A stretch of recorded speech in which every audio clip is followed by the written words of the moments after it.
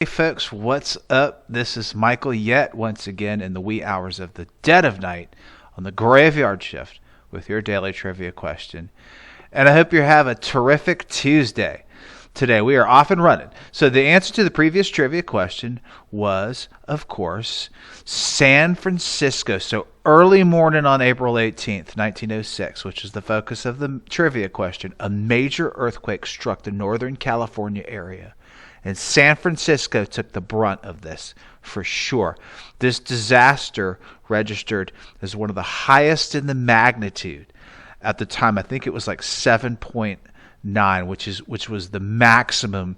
This was before the Richter scale, by the way. So it wasn't a magnitude on the Richter scale, which would make a really good, interesting trivia question, by the by. I think it was about 2 or 3 decades before the Richter scale came out. So anywho, the death toll remains the greatest loss of life from a natural disaster in California's history and high on the list of American disasters overall. I quoted some of those statistics in the trivia questions. Like 400,000 people were homeless.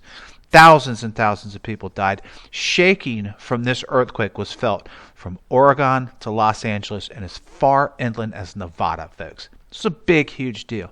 So San Francisco, the 9th largest city at the time, was able to rebuild very quickly. However, the disaster diverted trade, industry, and population growth southward to Los Angeles, which, as a result, experienced an incredible boom in growth. As a result, remember, we're coming out of the turn of the century. San Francisco is doing very well in and of itself as far as all of those factors go. But of course, this earthquake, as you can quite imagine, put them a little bit behind. The earthquake damage and aftershocks were bad enough. However, the fires that resulted from this earthquake burned out of control, turned out to be the most destructive. Actually, 90% of the destruction was the result of fire as a subsequent result of these earthquakes. The response and aftermath got real ugly in some cases with looting, even by soldiers and officers who were sent to help out and do rescue efforts, search and rescue efforts. They ended up looting themselves. There's a couple of pictures of them where they were actually caught on camera doing so. And people purposely setting their businesses on fire to collect insurance money. The mayor didn't really help any things along as well with when he ordered a shoot-to-kill order to prevent looting and riots, theoretically.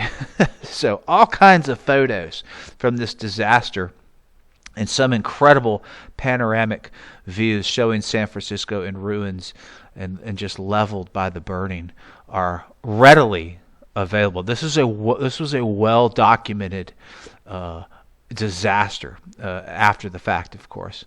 The most recent analysis, I always like it when disasters like this occur around the turn of the century, before we had technology and so forth, and we apply today's technology.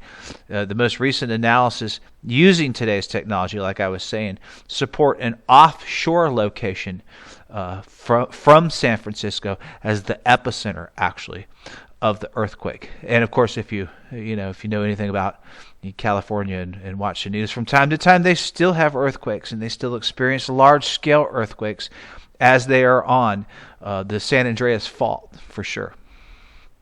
All right, folks, moving right along with the week. Here's a brand new trivia question. This is pretty cool. You would not be surprised. I'm always surprised, rather, how many people do not know questions like this. Check this out for April 19th. On this day in 1775, this American patriot, along with this small group of raiders, is captured by British troops while famously riding from town to town between Lexington and Concord to warn colonists that British troops were on the move.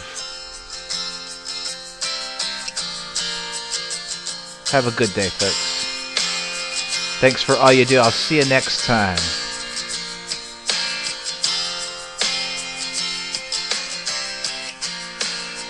Peace out.